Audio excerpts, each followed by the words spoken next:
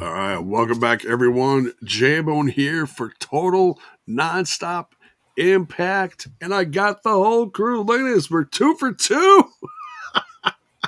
We got Alisha down here. We got Bill to my left, your right. Gang, how we doing tonight? Pretty good. It's a mixed Thursday, J-Bone. It is. It is. We got mixed feelings. We're excited because it's Thursday, but we're bumming because someone's supposedly out the door. Let's not waste any According time. to the coach. Yeah. So yes. Let's actually no, before we do that, we should take care of our super chats and thank first of all, we want to thank our members that are a part of our community. We thank you very much for your support, your monthly support. We got some super chats here we're going to jump into right away. Thank you, Dr. Gerbs, for 2 of them here. We got double. We got a 20 spot. Thank you, Mad Vocat. You already know. Check out our Root Beer City Bruiser. Beer City Bruiser. French vanilla root beer. Oh, man, that actually sounds pretty yummy. I know it's a beard thing, but it sounds delicious. You're ready to drink that up. You're right? Yeah, right out of the whatever. Signature scent of the Beer City Bruiser. Oh, formerly of Milwaukee, my neck of the woods here. And then he moved away and no one gave a crap about him no more. Welcome to the newest Queen Crew scent.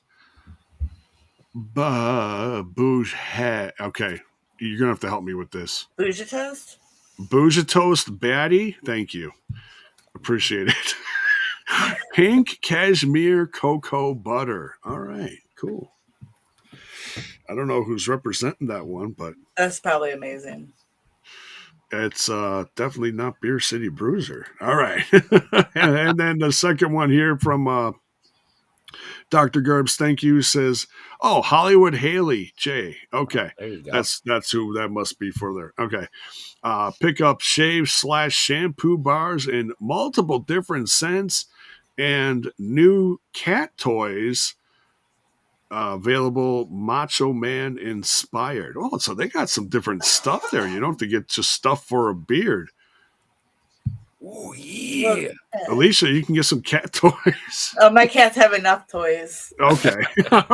All the toys. I think we're all set. A basket of toys. That's not even all of them. There's shit everywhere. Just look underneath. Just look underneath any random piece of furniture when you start moving and you'll go, oh, that's where that went. Oh, yeah, no. But thank you, Dr. Gerbs. It's always a great way to get the show going. Thanks for the love. Thank you for your constant support. And super chats are open. It's a great way to help support the show and get involved in the show as well. And but if you do anything, you know what to do, folks. Smash that like button, smash that sub button, ring that bell for notifications. We had quite a few Twitchers on the live reaction. Ooh, and Twitchers. Yes, and then I think we got a sub or 2 on there during that show, so that was great to see. And Team Twitch? Yeah, still Team Twitch alive and well. The few, but the mighty. So great to see. So welcome everyone. Like a throwback, J-Bone. I love to see it. Well, and TNA is going back to Twitch. Like there's more Twitch related content because pretty much when they went all in on YouTube, they were pretty much gone from Twitch for years. Like their channel didn't operate for years. But it's been operating again recently. And that's the thing is around that same time, Twitch and YouTube are doing a campaign saying, hey, we'll pay you to be exclusive to said channel. And so a lot of people either went Twitch or they went YouTube because, I mean, we never bailed, J-Bone. We didn't bail anything. No, it just he and I we're loyal. The people bailed on us, Bill. Well, that was because of the co-stream, but that was because of TNA. I get it. Oh, what a time! What a time! It was. It was. Wild West back then. Yeah, we used to have almost we'll just say several hundred people watching the show live as we were, uh, co-streaming TNA on our channel. We were one of the few people doing that. So internationally, that was huge for us. So, and we still have it. There's still some of these international people from those days. So yeah, Orange appreciate the groves support. as far as the eye can see. Yeah. Back in my time, there was orange groves just as far. Back in my time, we watched some TNA on the Twitch. Oh my God! On my time, we watched the TNA on the pay-per-views. Every episode was $4.99 plus. Yeah, but that one time it was 99 cents. It was 99 cents. I bought the 99-cent one, and that's what made me a fan. I watched that 99-cent show, and I said, "Holy begolies! I love this. Get this AJ Styles and this Elix Skipper jumping off the thing and flipping the other guy into the thingy. Oh Doing my! the flippy shit. It's a flippity dippity. The flippy shit. God, we are old, aren't we? Oh yeah, hi. Hi, we have an audience. Okay. Oh yeah, there are people here. Hey guys. There are. Well, it isn't just us. We're not just old. TNA is getting old because I think on Pluto, I happen to flip over to Pluto, which is always streaming some free TNA content. And I think it was Lockdown 2005 a few hours ago. So good stuff. That's 20 years ago. Yeah. For some of our younger viewers. And like I said last week when we were talking about tributes to Sabu, TNA put out about a 2.5-hour special on Sabu matches, and a good chunk of them are from the early days in TNA. And you want to watch some great, I mean, whether it's with Sabu or not, but Sabu is of course a part of this package.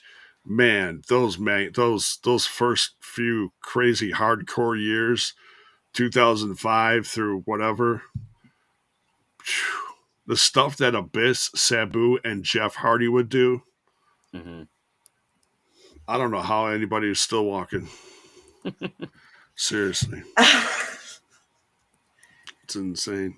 Cheer, Will. Well, speaking of Sabu, J-Bone, I just want to give a shout out to because I mentioned I was going to be at NWA, which was at the ECW arena this past weekend, and they did do a tribute to Sabu in that building. Of course, you have to. Yeah. And it it was obviously Billy Corgan. That's where he came out into the ring, but also joined by someone currently working with TNA, Jazz, who's seems to be working everywhere these days. She was down at WWE Performance Center, and she's still working NWA along with TNA. So she's got her hands full. But she was there along with one of our favorite sound bites of all time, featuring Shark Boy. He's talking about Pat, otherwise known as Simon Diamond. He was also there. Oh yeah. Wait, is that turn it on anytime, Pat? No Shark Boy, but that's who he's talking to in that donut eating Shark Boy. One of our all-time bites. Yeah, good stuff. It lasted the whole StreamYard era. It did. And now there's just a bunch turn of it on anytime, Pat. Yeah. So, shall we talk about some of the breaking news that happened right as I was going live with the live reaction? About within an hour beforehand, news broke that Ace.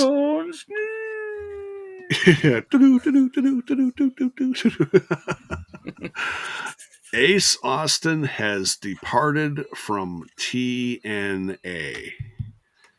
But he was on the show, J-Bone. He was. And it's It was his last appearance. I never like to assume in the world of professional wrestling because it usually comes back to bite me. But as we saw throughout the show, number one, he went out on his back. So that's comparable to what happens when you leave a company. You go out on your back. And then he was briefly announced for Under Siege's tomorrow night, which we'll get into that card later.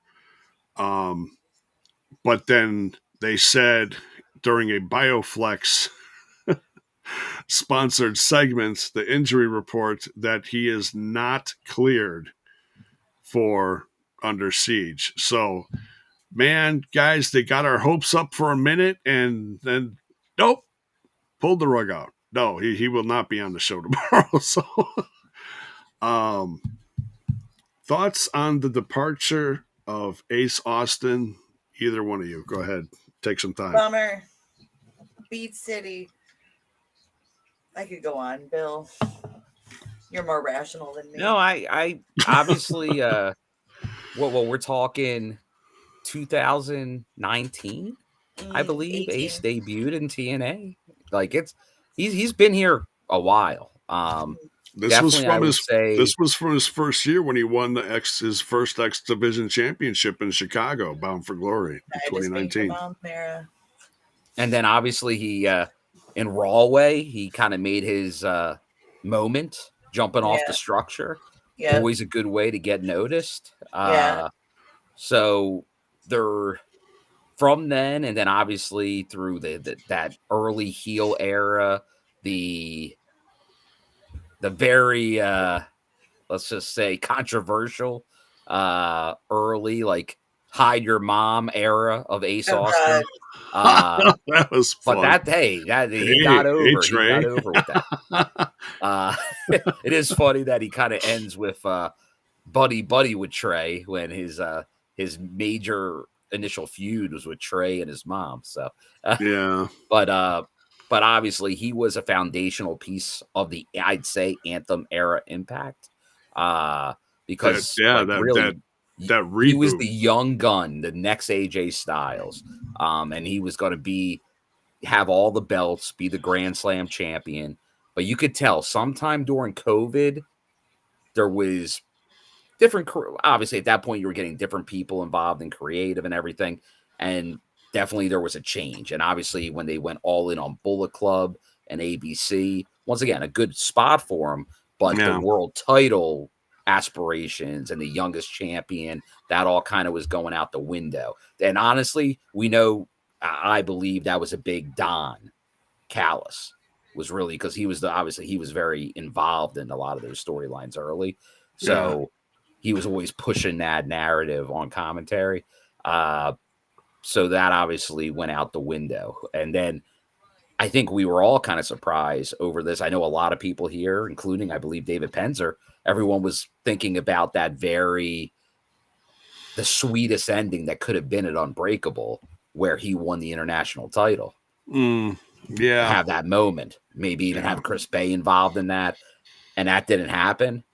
And I think now you kind of know why, because there was some unknowns about the future. Although obviously no shots there because Macklin has taken that and run with it. But we'll get into some news involving Steve Macklin soon, I'm sure, as well, based on some updates.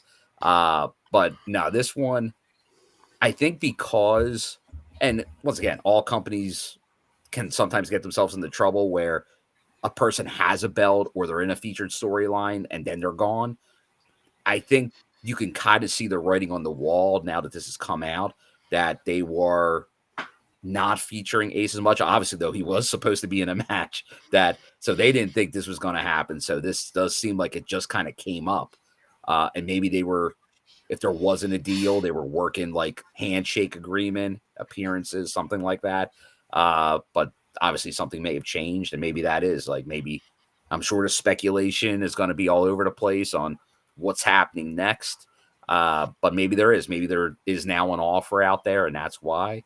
But I never assume that someone's definitely gone until they show up somewhere else. I know it was a couple months. We were talking before the show, but Trey Miguel was gone, according to everyone. Yeah. But he never actually showed up anywhere else. He wound up coming back. So there's always that chance. There's always that chance. Because I think obviously Ace still has a lot he can accomplish here as well. But hey, if it is going to hopefully a bigger platform, because that's always the worry. Hey, regardless, if you're getting a payday, good for you, man, because he's a hustler. He is he's making the rounds. He's a weekend warrior. If he's not a TNA, he's wrestling somewhere.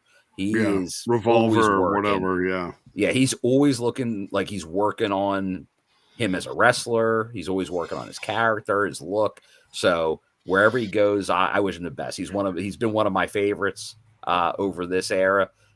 So greedily, I'd like to see him stay like others that have left before him, if that's the case. But if he goes somewhere else, I'll definitely be rooting him on, because he's definitely been one of my favorites, and he's always been too sweet. Absolutely, yeah. And I said this during the live reaction before this. I said, you know, I've seen it a million times throughout watching wrestling throughout the years, when you get a great tag team, they get some success, they get on a roll, and then someone catches an injury and they put the whole damn team on the shelf. Now, granted, they didn't exactly do that with Ace, but I was really hoping at that point. I'm like, okay, now's the opportunity. The comeback for Chris Bay is indefinite. We don't know if he's really ever going to come back to the ring. So now's a good time. Ace isn't pigeonholed in a tag team anymore. It's time to push this kid. Let's get this going, And it just, they did some stuff with the Rascals. They teased it. They teased it. They even had the thing with Bay kind of say, like, he cut the promo, like, hey, go after it. Go after that title. Go for the push. And it was almost just like one of those things TNA does a lot. Like, they'll randomly drop somebody saying, hey, I want to go after the world title. And then they go into a whole nother storyline for 3 months. But it's there. Then you can look back at it and say, oh, that was the start. Yeah. But this is, you're right. Like, cause he kind of like, he was mixed in with the Hardys for a bit, then the Rascals. Like, he was literally the third wheel. Like, it was literally the third wheel but hey, they've done that also with Leon Slater, and it's worked for him, I would say. But I think that's a little different, though, because the Hardys are huge. Go ahead. But they Lisa. did put him with the Hardys, but then they lost immediately, and then he wasn't with the Hardys anymore. Is a little greener to the game, I'd say, and so for them to now be doing that with Ace is probably a poor move, because he's got a little more star power than that. And nothing against Leon, don't get me wrong. I hope that didn't come across as negative, but Ace has been putting it down, putting in the work since he showed up, and then he did Japan and all this shit. Like, I feel like the kid's on fire, but he's never even officially launched yet. Like, so whoever picks him up has to push him to the moon. I don't give a shit. And still, I'd say in the modern era of TNA, the most protected finisher. Oh, absolutely. You don't kick out of the fold. No, I don't think they played some shenanigans with it where he might hit it and then he'll be out of the ring for he can't get a pin or something like that. But it's still very protected. Yeah. Yeah, absolutely was. Yeah. So it'll be interesting to see where he shows up next. So, what had happened was, from what I read, is his contract was up. There was some negotiations, but they couldn't land on what the future was going to be as far as the price. And it's all interesting how this broke. It's the coach broke the news. Yeah, it's crazy. Scott D'Amore broke this in his Yahoo weekly column on wrestling. Yahoo, what? Yahoo! Yahoo! That's still a thing? It's still a thing. What is this, 2005? let me tell you, I'm showing my age. I still use Yahoo. Yahoo Cat. I'm stuck on Ask Jeeves. Jeez. On what? I always thought this is stuff you could only Ask get Jeeves? on the Wayback Machine. This is very interesting news to me. What was I miss your MySpace. first search engine? MySpace. That's the question. You asked Jeeves. You got Yahoo, the Googs. Yahoo, probably. Oh, there you go. Yahoo. Google was more like newer. It was a little newer. It wasn't. Life. Yahoo, AOL. Didn't they have? Because that was the original AOL search. Well, they think they're the original. They're not. I don't know. They were early. They were early. I just know that I was alive for when we went from no computers to computers, and time got weird ever since. Yeah, it got weird. Oh, I blame social media and the internet for the decline of humanity. By the way, that certainly does. Use the social media platform to announce that. Yeah, you're not wrong. You're not wrong. Although we do have another super chat here from Bell's Boy. Oh, geez. Our West Coast friend. Thank you, Bell's Boy. Thank you, Bell's Boy. $20. Thank you. Evening all. So Ace Austin has left. Ace and Gia Miller broke up in February, and Joe Hendry, the Nemeths, and Moose are going to rep TNA at Worlds Collide on June 7th. And Trick wins the TNA title at Battleground Sunday. Oh, I feel like there's people picking up like that. I'm not the only one. I'm hearing a lot of that. I said it on my other podcast. I said it here. And I tell you what, so within a day or so after I said it last week on here, and people were like, "What, J-Bone? What?" If you listen to the guys from What Culture, and I apologize, I can't remember their names, but they were talking about Trick being on Battleground with Joe Hendry, and I even shared a clip of it on social media. So if you follow me on social media, I shared the clip from the show, and I timed it, and it's about a minute long or less, saying, "Wouldn't it be interesting?" And the other guy goes, "Oh, no!" So they had a discussion about it too. Like, what if? And I'm like, it's a good what if. It is. I'm still saying it's a big if, though. I'm not thinking it's likely. I think I love a good shakeup because I love looking in the future to be like, okay, if this happens, how do you bring it back? And that becomes like an even bigger thing. Like, oh, who's going to save TNA?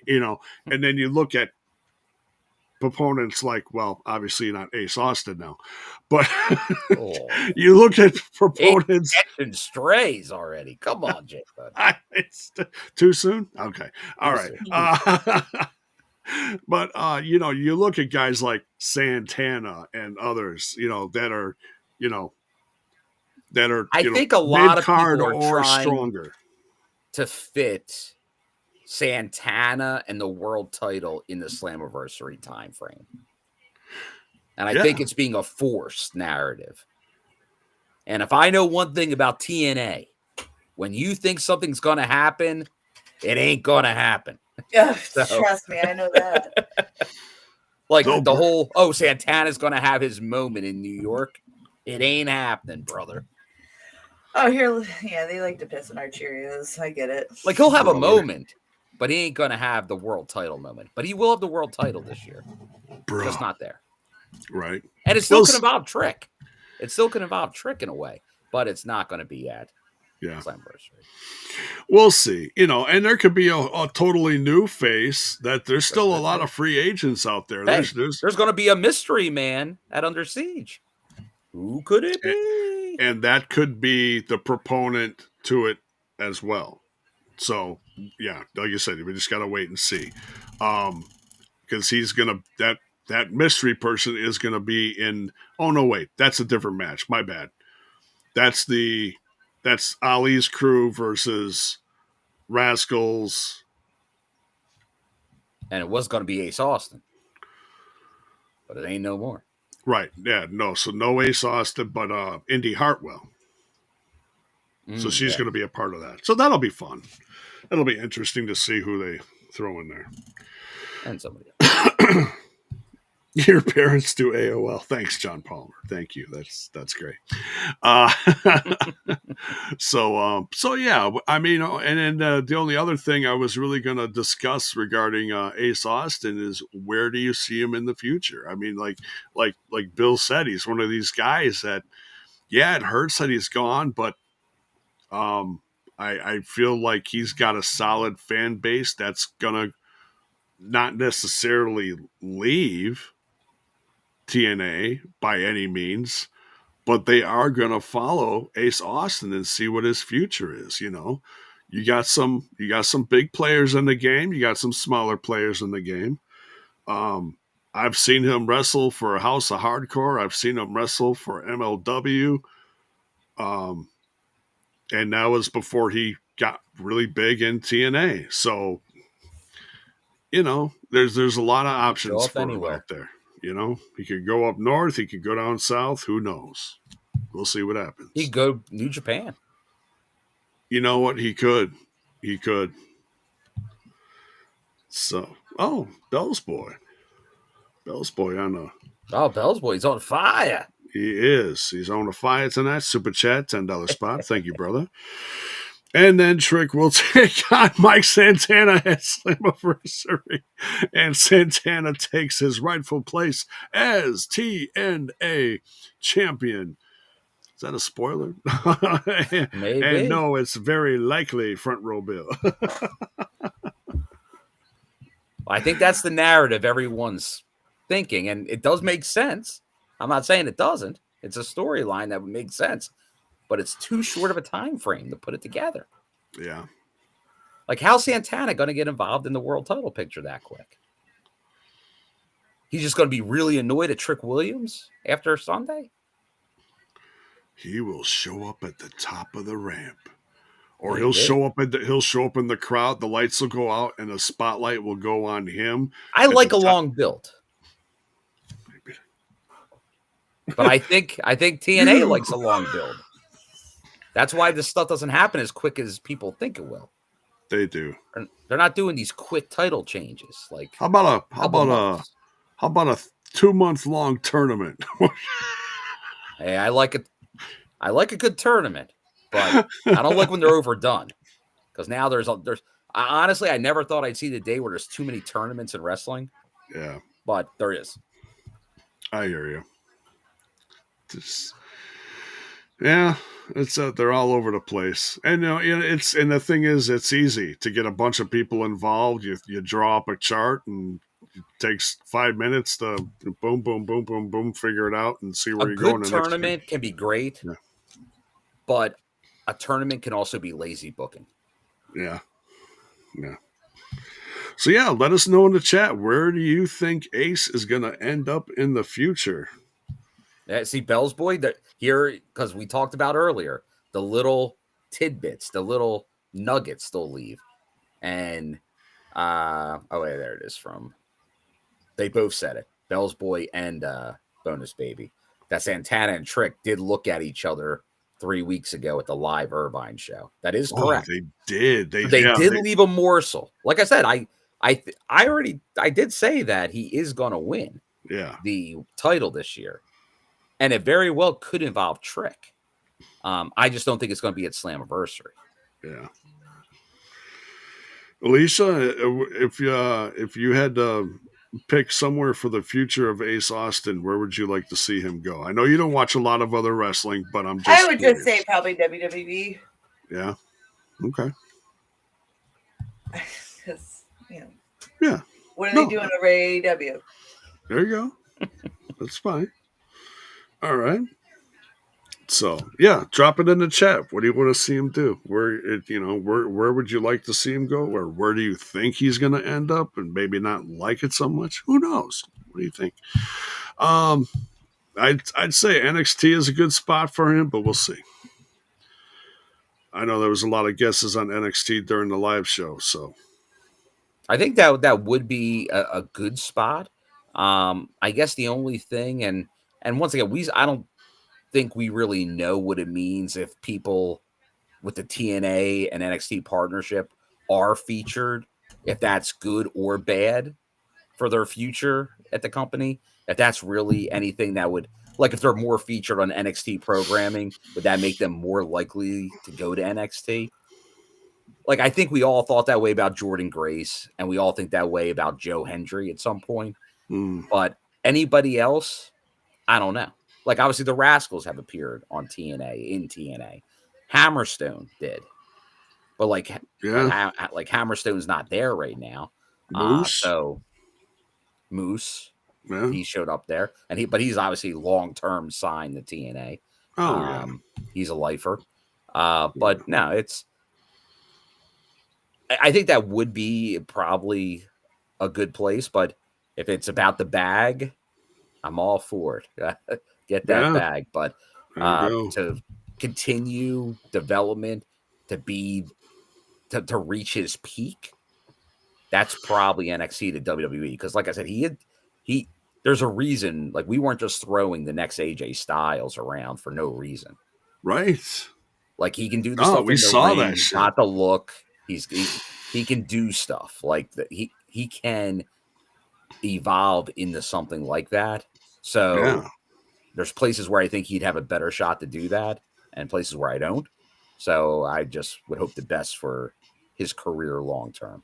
Yeah, and his finisher is unique, and no one else does anything like it. I mean, is it similar?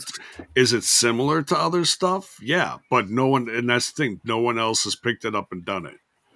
You know, the closest thing that I could see to it is like a sling blade, and everyone does a sling blade, but he just does the I don't know, what do you call it? Ass over tea kettle over someone and takes them with him, you know? So, yeah, we'll see. But yeah, like I said, we just wrap up all these segments into one. The injury report is he's not cleared for tomorrow, so they took him out of the match. We'll have to wait and see who is picked for the 4-on-4 for Under Siege. But we'll go up through the card at the end of the show. Anything else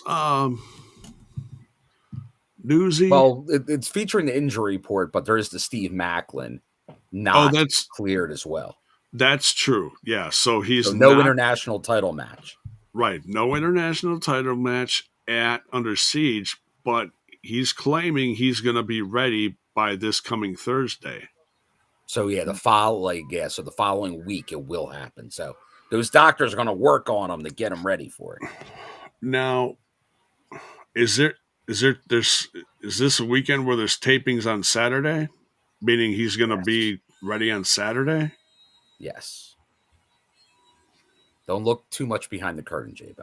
I'm not, but I'm just like, wait a minute. That's 24 hours later So I'm like, how are you not ready on one day and unless they just want to save it for TV? Because that's kind of big. Might be going down the right path, J-Bo. And I'm fine with that.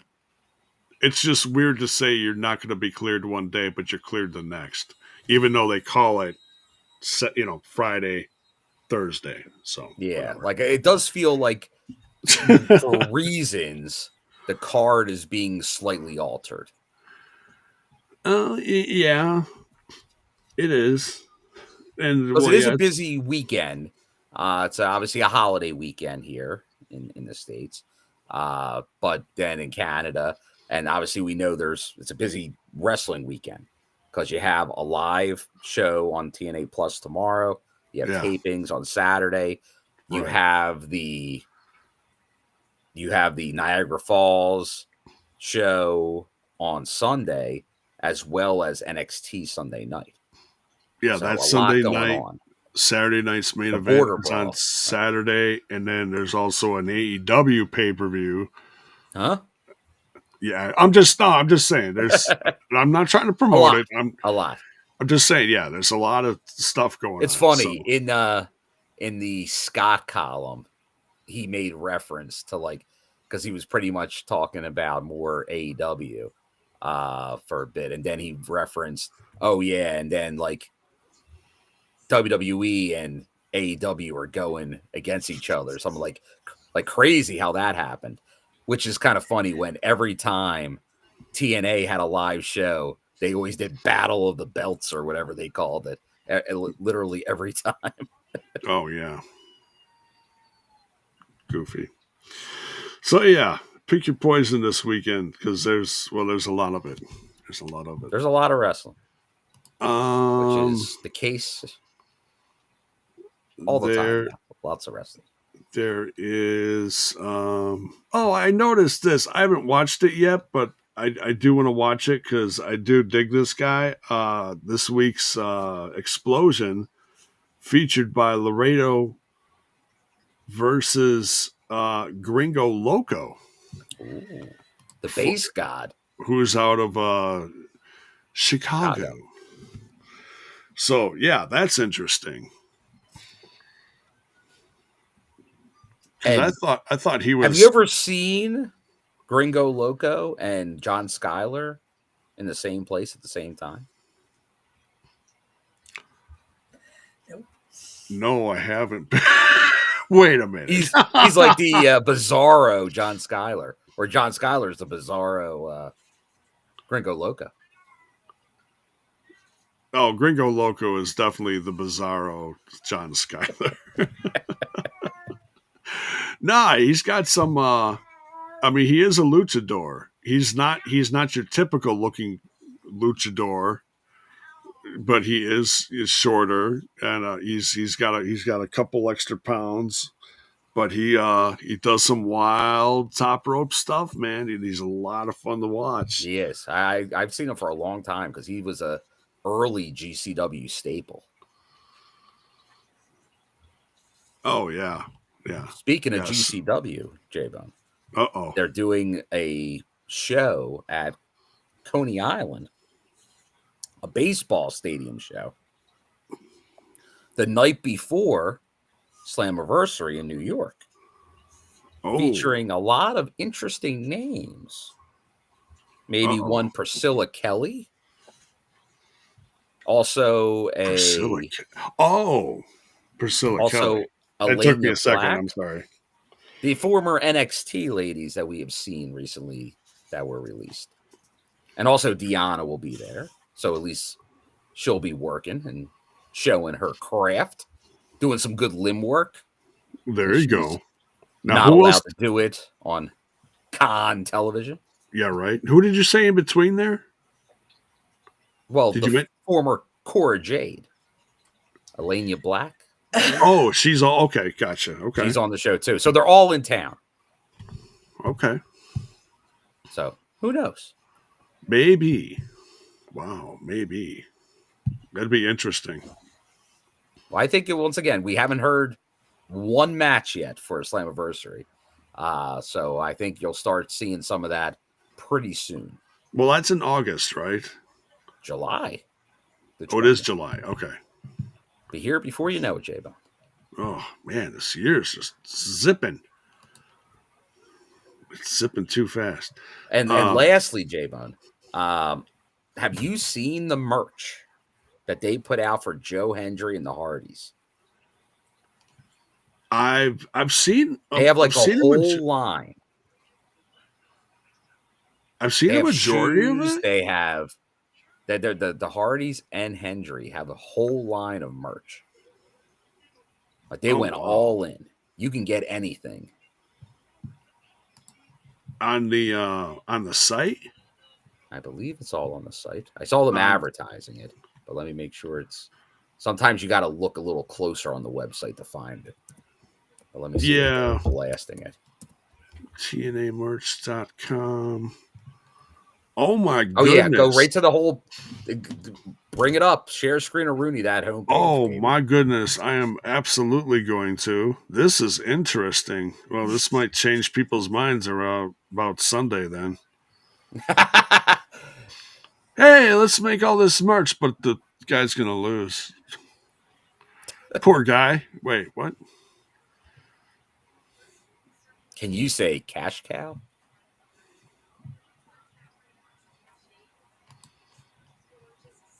Share. Here we go. Look at this. We got new shirts, we got tanks, we got hats, we got trunks. So this shirt I saw last week. Mm-hmm.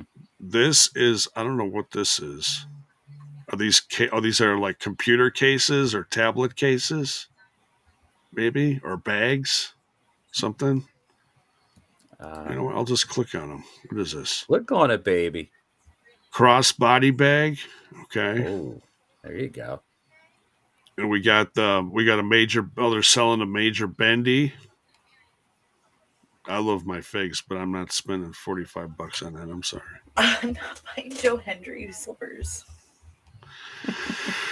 Oh, I like the shorts though. I'm a fan of the shorts. So the basketball shorts or the shorty short Spanx over here? Are those underwear or is it like replica shorts, like biker shorts? Well, these are spandex, and this is replica, like athletic. Oh, yeah, it's like a basketball short. Yeah. So I'm looking at it here. So yeah, one are like basketball shorts, and the other one is like gym shorts for ladies. Oh, okay. I'll take the gym shorts. No, I'm just kidding. I can see the dude rocking those. I was like, a bunch of guys are gonna buy those. I think there could be some. They're gonna get a blue shiny shirt and platinum bleach or get like a platinum bleach wig, and then you're gonna do the whole sketch in your bedrooms. Oh, and turn around and sing in the mirror. I believe. This is going to make for some fun. I think. I think Alisha may have gotten this because Me? I think people are gonna. Well, no, I think you're right that's going to happen because I think people are just going to like, even though they don't advertise it on this main page here, but they're going to accidentally order them, and it's going to make for some interesting. And then we got some of the similar Hardy collection's dope. Yeah, I love the Hardy stuff. Smart though. Pretty good. Pretty good. Yeah. That's so smart. They got shoes. They got a purse. What is that? A sling purse or something like that? Crossbody bag. Yeah. So it's probably unisex. Like, that's cool. I was gonna say unisex. Yeah, I love the different tees. You got black tees. You got white tees. That's nice to see. Mm-hmm. You got the athletic shorts. I'll tell you and a jersey. You can double dip. You can have a whole uniform. Team Hardy. Nice hoodies. Nice, yeah. Was that a long sleeve t-shirt? Yeah, it's not exactly hoodie weather anymore, but you got listen, in the grocery store, in the AC, it's a little chilly it's hoodie season. It's a little chilly still. We're in a cold spell. Yeah, sometimes, yeah. Oh, yeah, like we've been getting like 50, 40 to 50 degree weather this last week, so yeah. I'm gonna need some Hardy sneakers, J-Bub. I say that those do look kind of cool. They're like they look flat, kind of like board shoes or whatever they call them. What is it, the Converse, which don't get some inserts if you're gonna buy those, people. Yeah, you gotta go inserts. That was because I got the other TNA shoes, and that's the first thing I did was get inserts. I think it's everybody but Critical. You need arch support. Need that support. You need that support. Plantar fasciitis will not get us. It got me. I made the mistake of wearing sandals to work because it's like the first time I just like brain farted and forgot to change my shoes before I left, and I got the fasciitis, the plantar fasciitis in the foot. Oh boy! Hey, I think this is a new one. There's a couple new ones, J-Bone. Let's give a shout out to one of our favorites because she got a shirt. Look up. Lish Edwards has a shirt, J-Bone. Oh, Lish got one? Oh, what does it say? Big Boston Energy? Well, it does it, but it's good. Here's a system one with all the rings. I don't know if that's new. It's newer. Okay. The system. Realist. I'm not seeing it, Bill. Oh, it's there. I'll link you up. Death Machine. Here, I'm giving you a little. That's old. Oh. AJ Francis. So they got a couple first classes. All right, Well, just here sent we you a link go. in the private chat. Here, maybe they got okay. Yeah, here's some new ones on the back end of this. Here we go. So we got Zaya Brookside. This is kind of an older one. Ash Bay. Here's the new Yeah, Leon Slater one. That looks awesome. Yeah, that's a newer one. Yeah.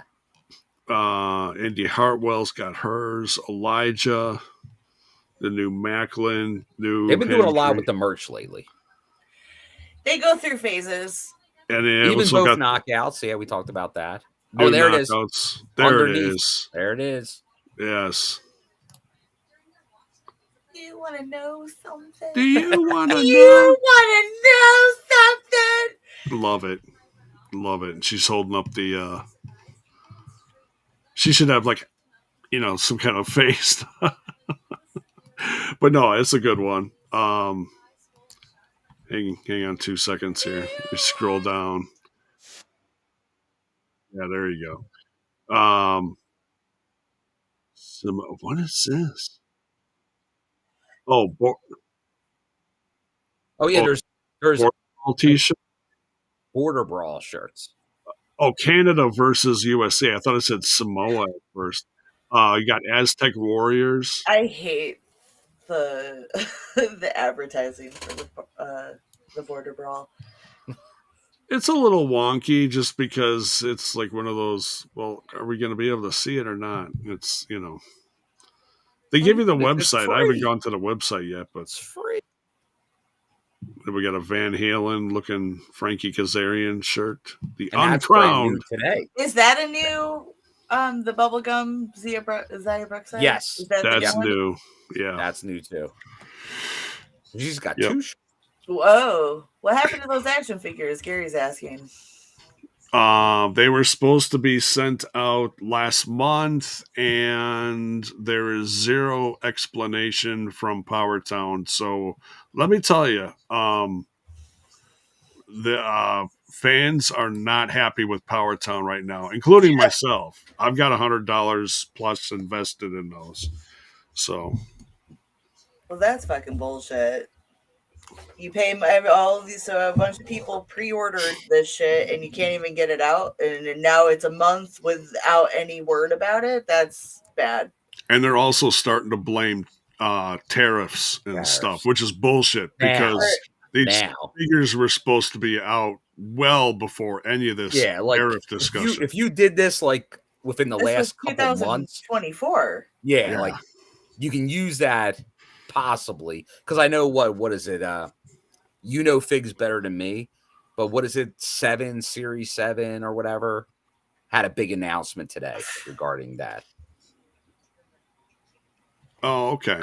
I know they do some of those high end figures. Oh, some of the ultimates, yeah. But I know they do all kinds, not just wrestling stuff. I don't even know how much wrestling they do, but I know like they had massive layoffs and all, and said it was all tariff related. Oh, jeez. Yeah, it's. But right now, you're right. Like, that's a little too late. Like, they're finding a reason to continue incompetence. And that's, I'll leave it at incompetence. I'm personally, at this point, I'm hoping by end of summer. But, I don't know. Jablin's going to make his own figs in that time. I tell you what, man. I mean, there's people out there that are doing 3D scans of figs, and they look damn good. One guy I follow, Hederation, you can find him on Instagram. He's got his own website. I think he's from across the pond, so shipping costs a little more. But he's got good price. He does everything from like newer WWE to newer TNA. So you got Macklin, Moose, Ace Austin, just like anyone you could think of. Hendry, Callihan, some classics like James Storm or Bobby Roode. Yeah, buy the head, make a figure, find some clothes online. You can, put them on or paint them up a little bit and paint the head, stick it on, there and boom, you got your custom. I did that with a bunch. I've shown them off here. I got a Macklin sitting right here, There you go. so it's possible. Go do it. Anything's possible. Some cost a little more than others, depending on how much you really want to put into it. Well, I guess that's the thing. It's a much more expensive thing. Like action figures now aren't for kids. No, it's I mean, it's a collector's thing, guys. It's a collectible. It is. I tried to get my son into action figures, and he was like, "Nope, got my Xbox." It's like, fine. Oh, whatever. hold on, J-Bone. I missed a Road in Blue with a super chat. Thank you, but they were asking about it. Did we just randomly talk about that on our own without? I missed it because I had the other tab open and I was looking at it. So we were looking at the merch. But sorry, what's going Ronan. on with Powertown, TNA Wrestling Twit? We love you. Action figures. I'm still waiting. Also, the mystery wrestler will be Big Jake with the Rascals, which it could be because I heard he did make his Jake something at a show, so he should be back shortly. That makes a lot of sense. I'd like to see him back. That's another guy that I'm hoping gets something. Like he got stuck. I should say he got stuck with Hammerstone. And then they both got injured at the same time, and yeah.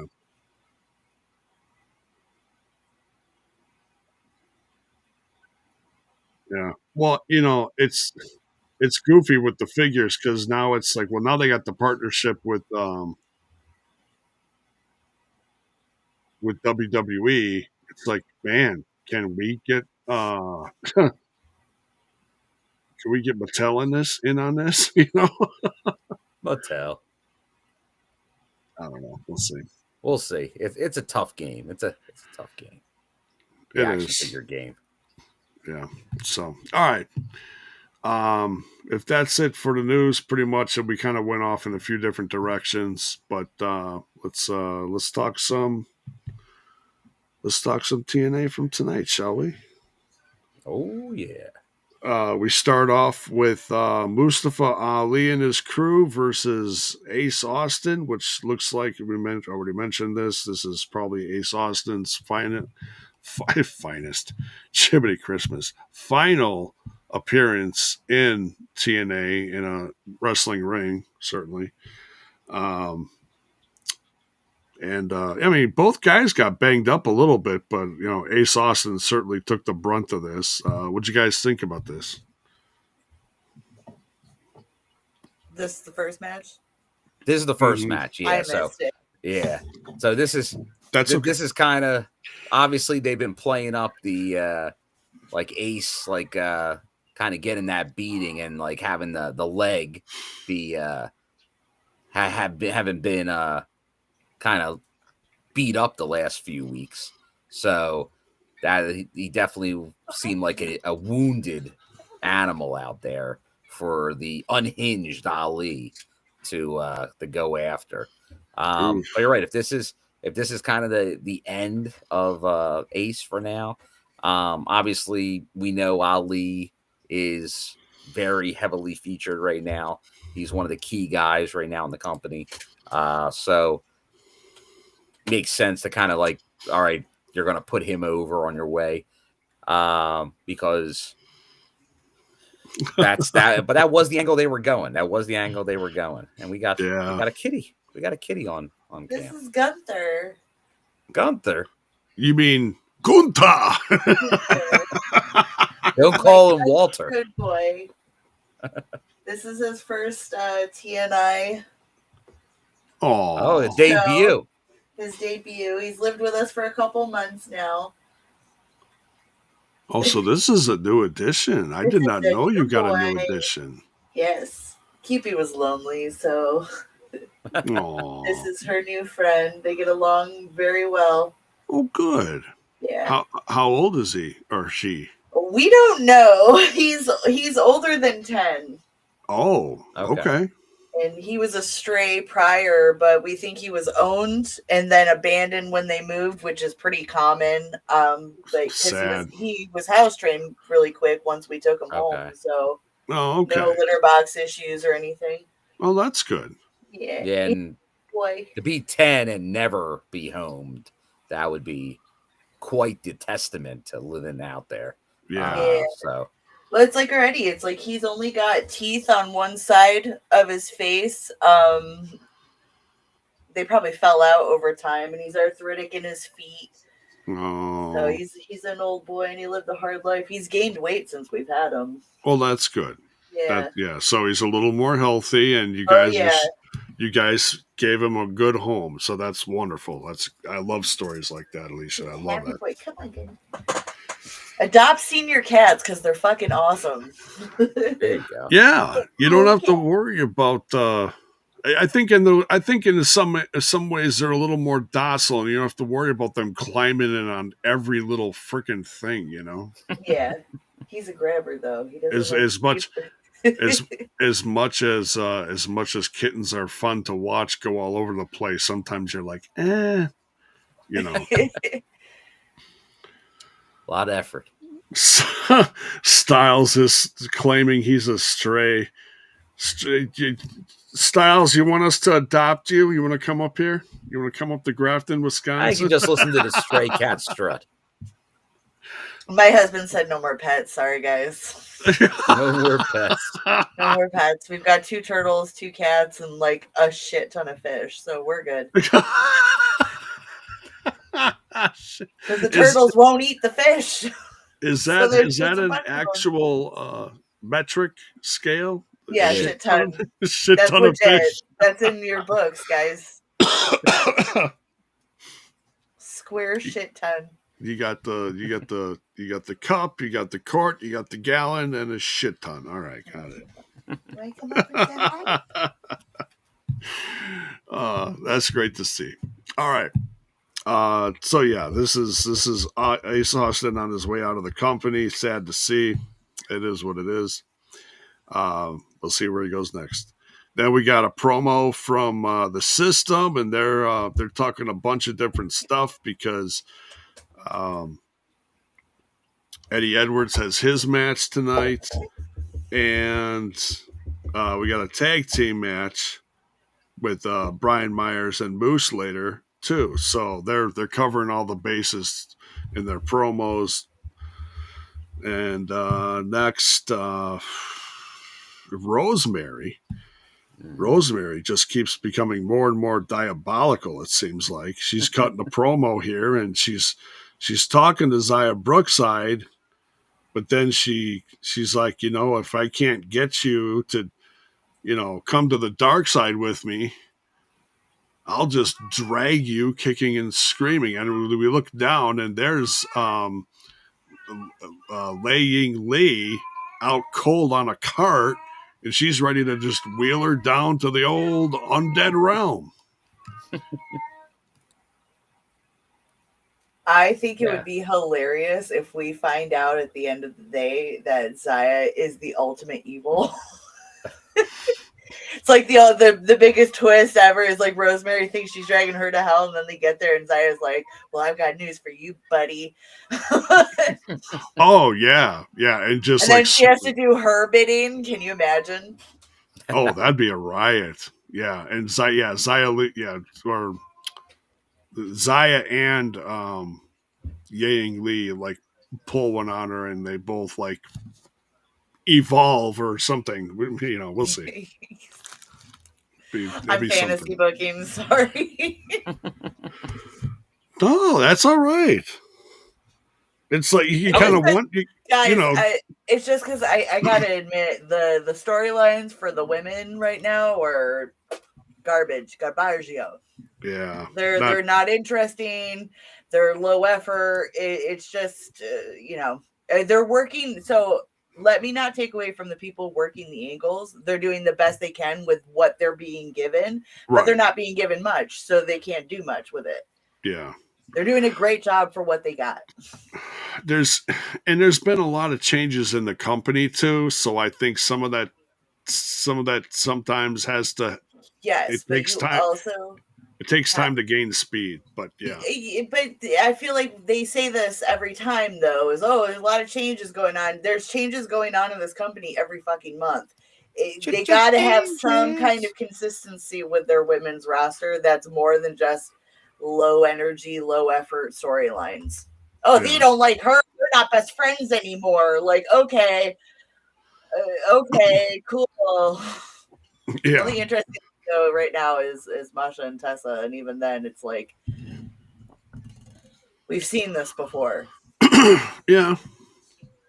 Yeah, at least with like Tessa and Masha, they both have the charisma and the energy that you don't have to write a ton for that. Yeah, and they're pulling it off. Right. They fight with their fists and they make that perfectly known. Whereas we got to have some kind of some flair going on, Right. a little zhuzhing up of the storylines here. Yeah. Something interesting. Yeah, we'll get into it more as we hit other matches. I have things to say. Okay, all right. Well, that's good. But that's news related, J-Bone. Okay. Want to give a shout out to Lei Ying Lee on her victorious MMA debut last weekend. Oh.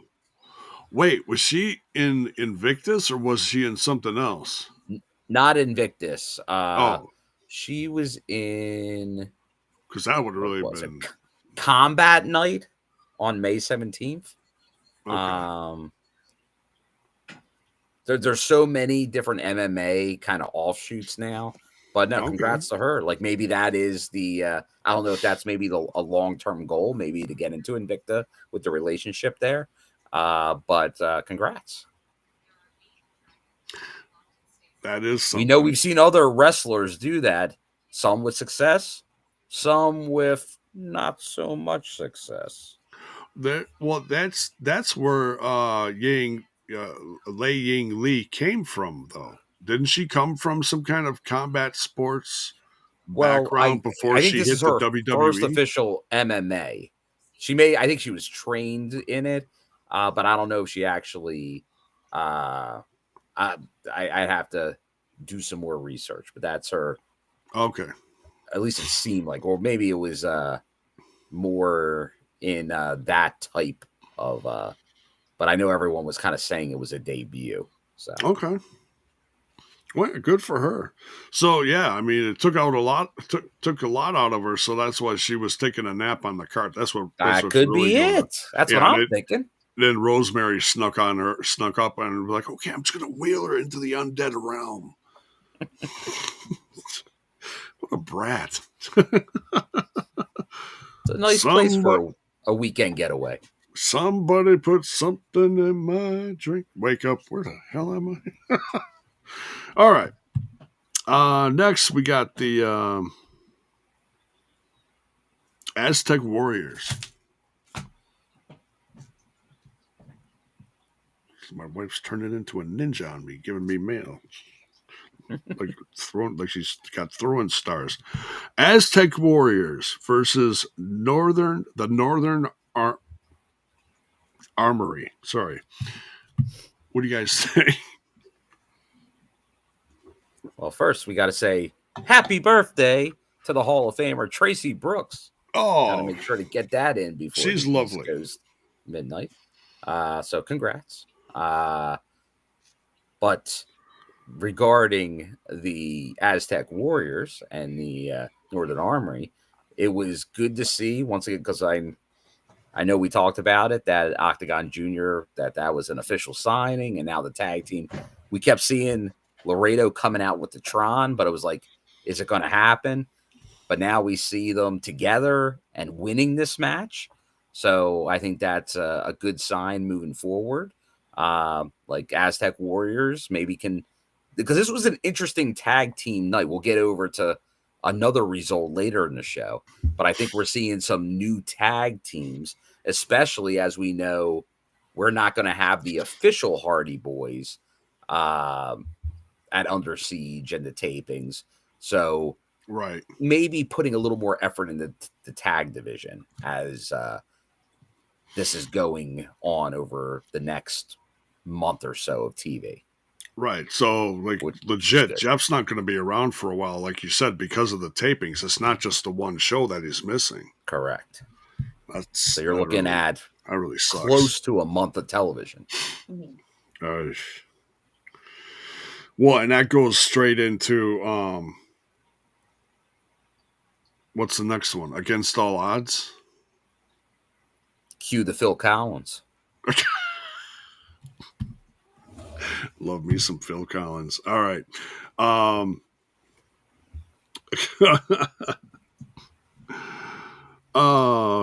So yeah, this was a good to see the Aztec Warriors get a win here. Northern Armory, it's like one of those work in progress teams. Like they've got some good talents, but I feel like EY has got to work on them a little bit, But I absolutely think they got tag team champion potential. But any thoughts, Alisha? This is just so for me. No. Not the targeted demographic, I suppose. Gotcha. EY's cool as hell, though. Although he was distracted. Yeah, like well, because that's on the fans and shit. It was that was cool. Yeah, they had to hold him back. He was. Those Irvine fans weren't. They were giving him the business.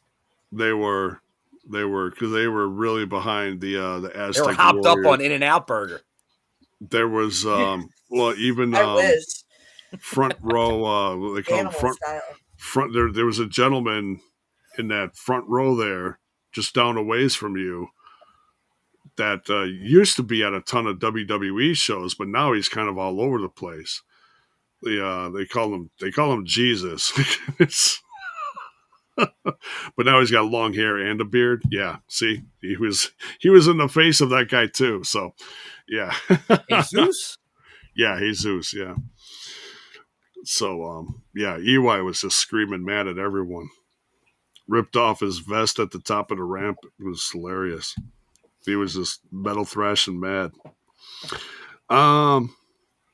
We then get the retort from Zaya Brookside, and saying that she was not going to sell her soul. I feel another song coming on. Where's Jewel when you need her? Oh, Jewel. God, where's she been? I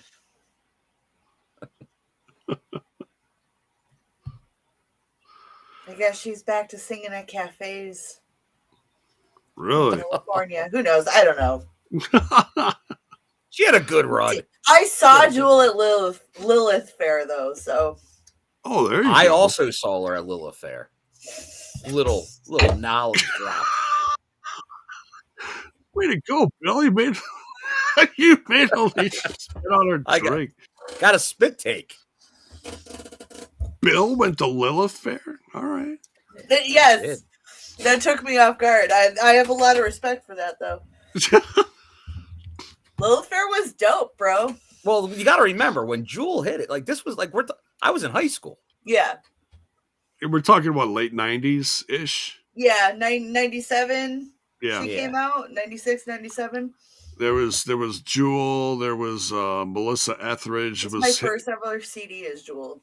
Was hitting another career spike. I can't tell you I remember much from that concert other than Jewel was on it.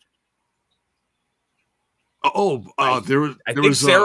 McLachlan was on it. Yeah, always. Yeah. It was her. And I believe Liz Phair was on it. Hell yeah. And there was also... I don't recall anything else. It's a blur. There was a girl that had kind of a one-hit wonder. I think her name was Meredith Brooks. Oh, yes. The bitch song. Yeah. I'm a bitch. I'm a mother. Yeah. I'm a child. I'm a lover. I'm a sinner. I'm a saint. Whatever. And also during that time period of music, although music's been that way a lot, jacked up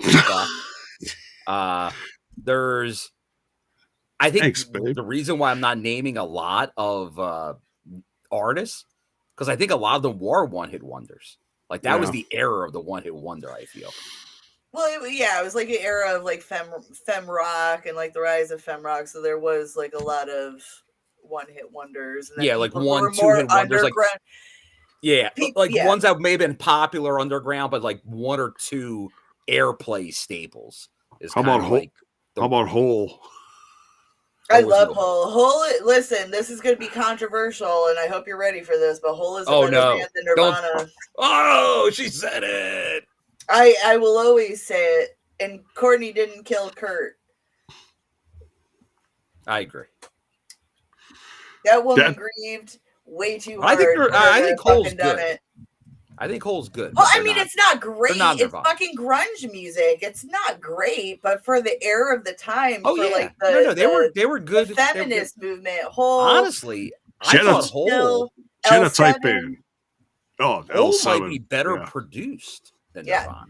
And especially when she, as like Celebrity Skin and stuff, that was a lot more pop infused, much more produced because she worked with Billy Corgan on that. I'm sorry, we're in wrestling talk. Oh well, you mentioned Billy Corgan, so that can bring it back to wrestling. There we go. Yeah, I talked about Billy Corgan to kick off the show. 6 degrees of Billy Corgan. 6 degrees of Hole. No, I'm kidding. All right. Did you know that Billy Corgan and Bill Burr are half brothers? Say what? No. No, I'm not kidding. Well, they look alike.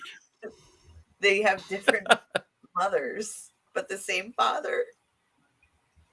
Their daddy was a Rolling Stone, buddy. Wow. Interesting. Yep. Yeah, they did an interview. It was like like one of those surprise interviews where they didn't know they were meeting, and then they were like, "Yeah, really." It was a very touchy subject, apparently. Oh wow, interesting. Anyway, back to wrestling. And then he body slammed. No, I'm just kidding. All right, here we go. On commentary, we have Cody Deaner, and he's keeping an eye on the match between Jake Painter, everyone, and Eddie Edwards. Jake Painter, an absolute future world champion. No, maybe not. Especially with a name like that, I'm like, I thought he was going to whip out like a brush and. Well, Jake. Well, see, my guess is you did not see Jake Painter on Explosion. This isn't the first time we've seen Jake Painter.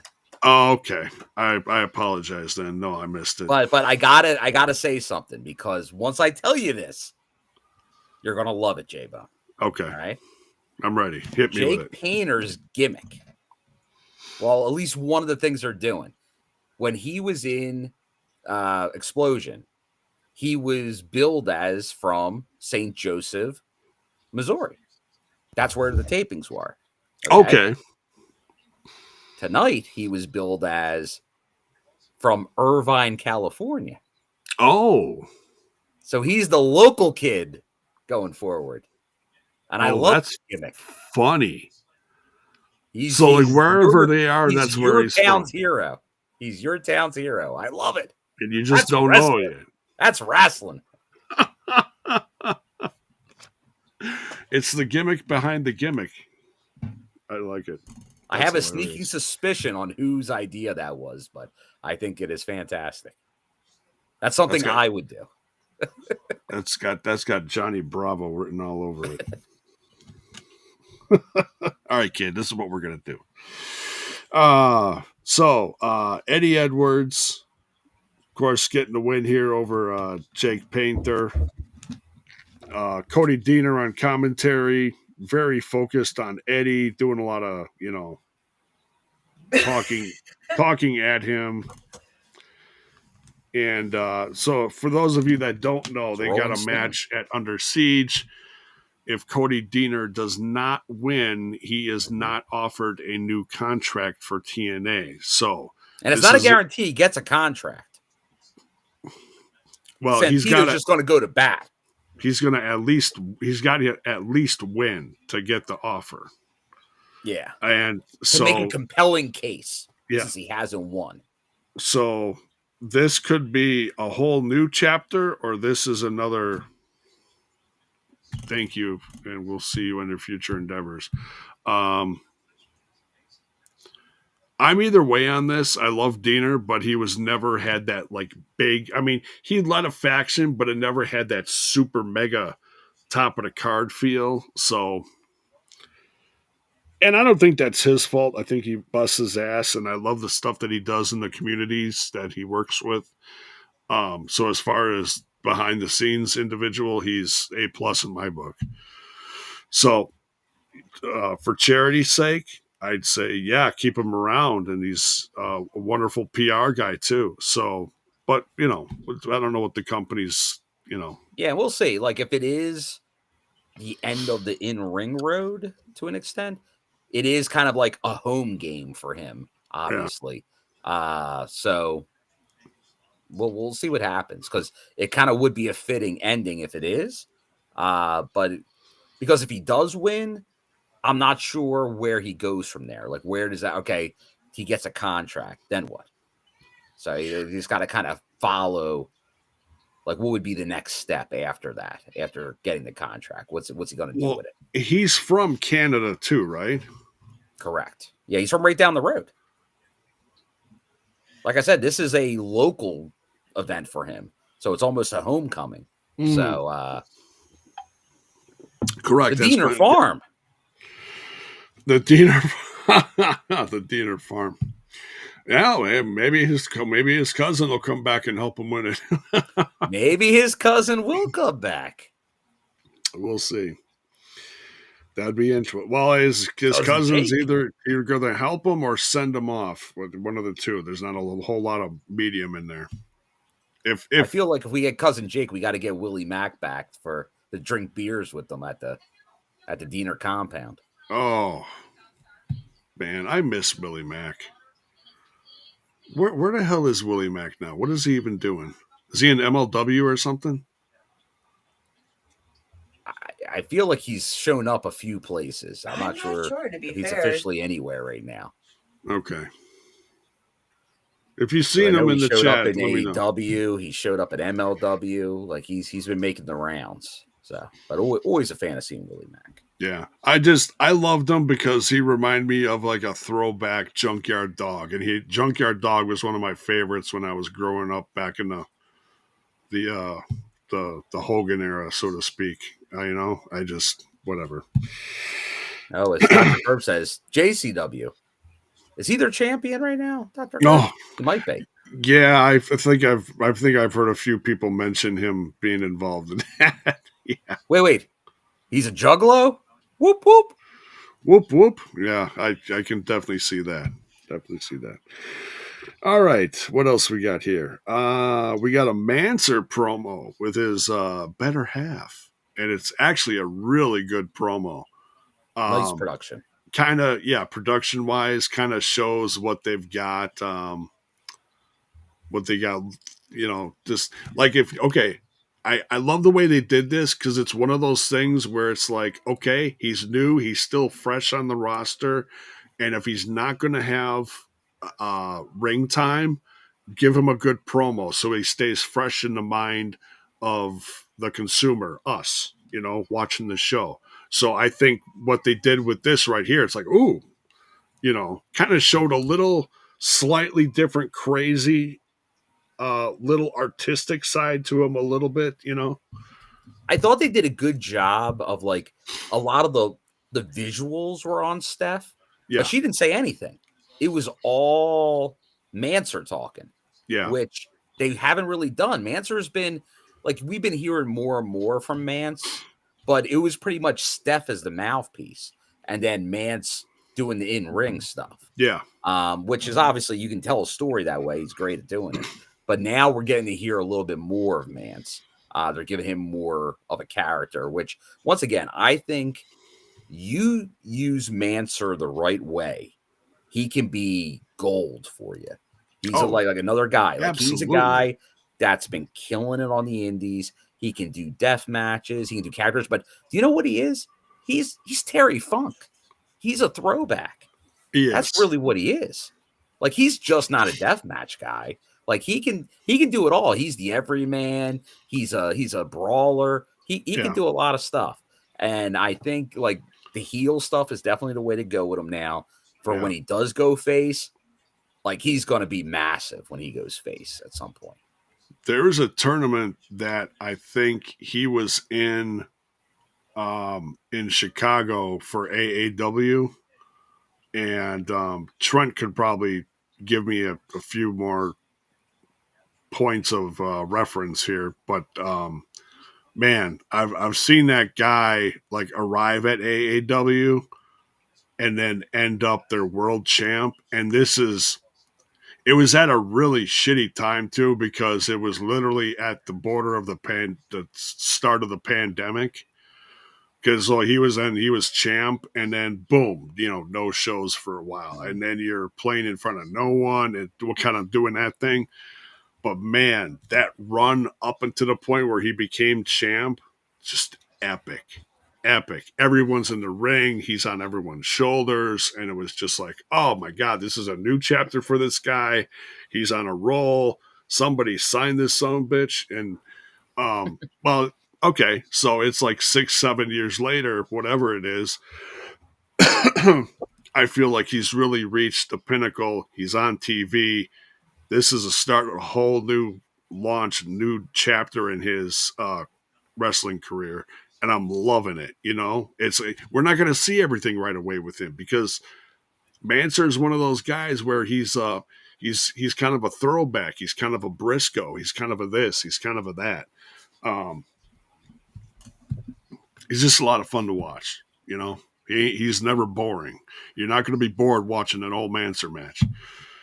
So. Any thoughts, Alisha, on this? Nope. We'll just have to wait and see what happens. Yeah. Oh, yes. Yeah. That line that Steph gave at the end of the promo. If you don't like it, tell someone that gives a shit. That was good. Facts. That was good. I like that Steph DeLander. Right. Little spice. What did I say during the live show? I said, a little bit of spice at the end there. I like it. All right, now we got O'Shea Jackson back on commentary. Great to see. And I wrote that they actually mentioned, because I don't think they mentioned this when they had him out with the no class crew, or I should say, first class crew. Oh, sorry, Bill. Whoa. Oh, sorry. Whoa. So that was a slip. That was a slip. That's no slip, J-Bone. Do I have to reference AJ Francis saying the exact moment TNA Impact started trending the night was when it was about the money? Come on. No class, first class. I wrote fair enough. You don't appreciate it. No, I do. I love him. I've said that on here a lot of times. I wrote it down accidentally, and I thought it in my head. I was like, no class. Because I was watching a lot of Rodney Dangerfield clips recently, and one of them was, hey, why don't you call me when you have no class? I was like,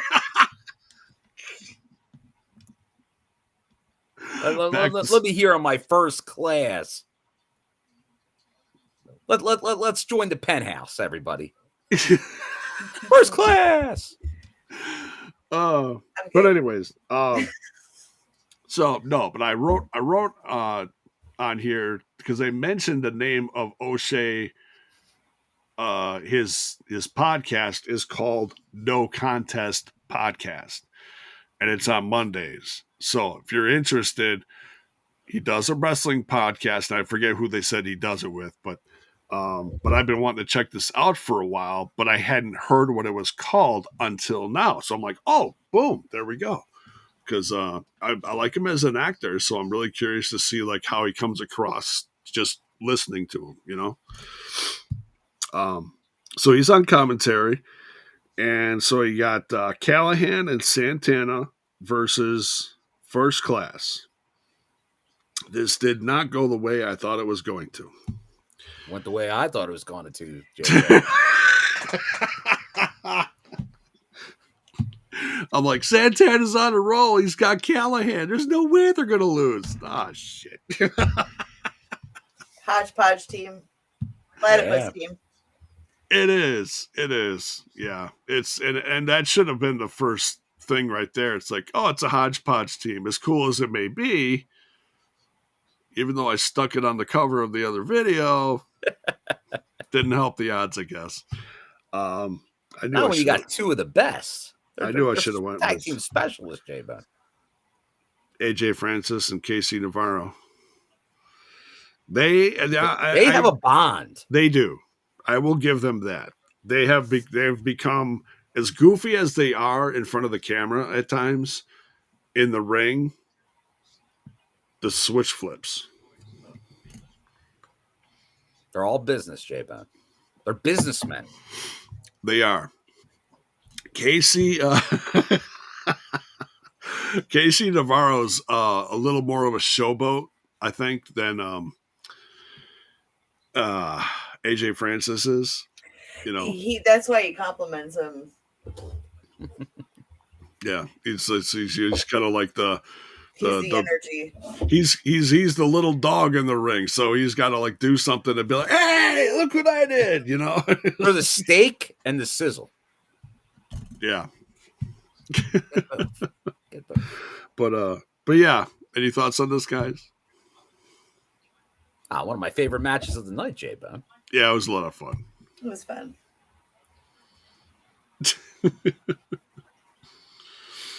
Team members helping each other out.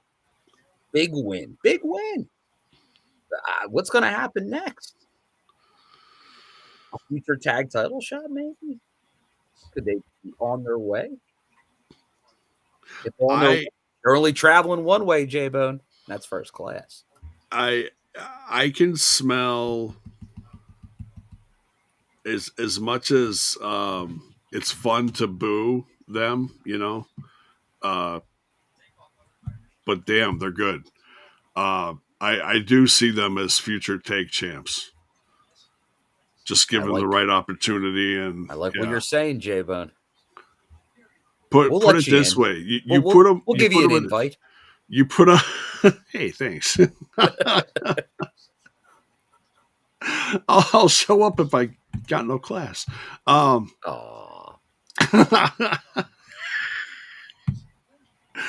You put them in a match against the guys like the Nemesis, where I think the Nemesis are going to get booed out of the building, and you could easily turn first class into baby faces overnight. It wouldn't take much. It would not take much at all. Because once again, do I think that's going to happen? They got a bunch of fans already in the crowd. I don't think that's going to happen, but I could picture it happening because it's happened a lot before with certain. You know, you get a big heel in the ring. Someone's due for a change. That someone maybe was someone like Sheamus or maybe like a Mark Hendry, and all of a sudden, boom, they're the biggest baby face in the room just because they showed up at the right time.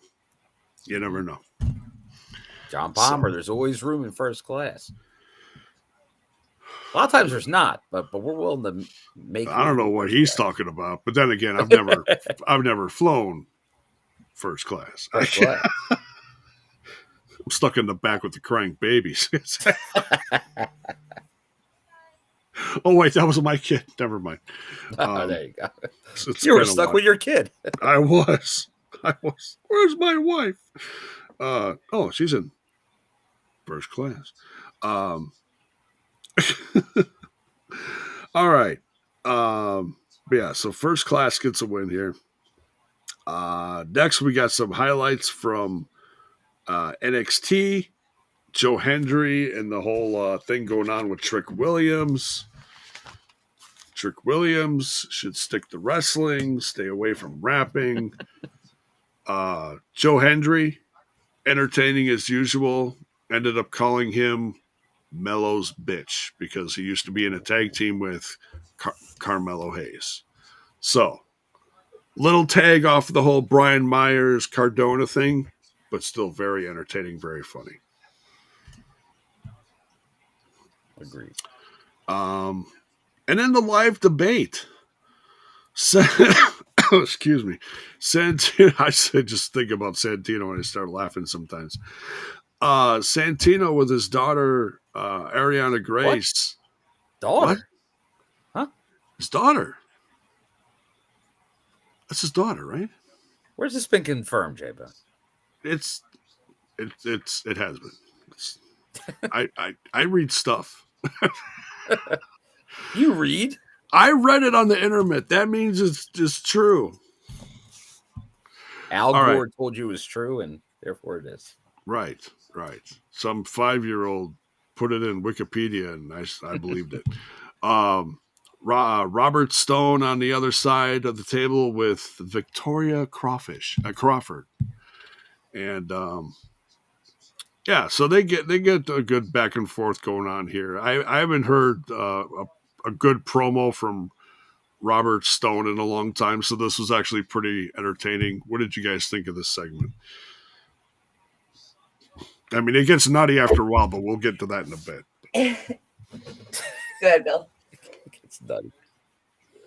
Now, these are fun. These are fun. Obviously, Santino was in his element here, for sure. Robert Stone, obviously, with his TNA history, I definitely have a mixed opinion here. I just keep waiting for the better half of the bromance, Jesse, to pop out, but sadly not to be found. And poor Victoria Crawford in this situation as his underling. But no, and I am intrigued. I know we've talked about it with Ariana Grace as the liaison, but her taking more of an active role as opposed to what we've seen. So now we're gonna see what happens, because she got involved here once it all went down. She did. She actually got physical, She's going to be in trouble in that match with Tessa. I'm just going to tell you that. She attacked her, and then helped Masha attempt to put her through a table, not once, but fucking twice. They didn't break the table, but still, Tessa's not going to be very happy about that. Is going to want to get her lick back on that one. So, best luck, princess. Yeah. Better hope Masha's out there with you, is all I got to say. Tessa B. Might be. I don't know, though. She was like tough girl, hashtag tough bitch up in there. Santino's daughter, what's her name? Ariana or Ariana? Good question. That too. I think they Ariana. Okay. Ariana? There's no O. Maybe more of a. Never mind. And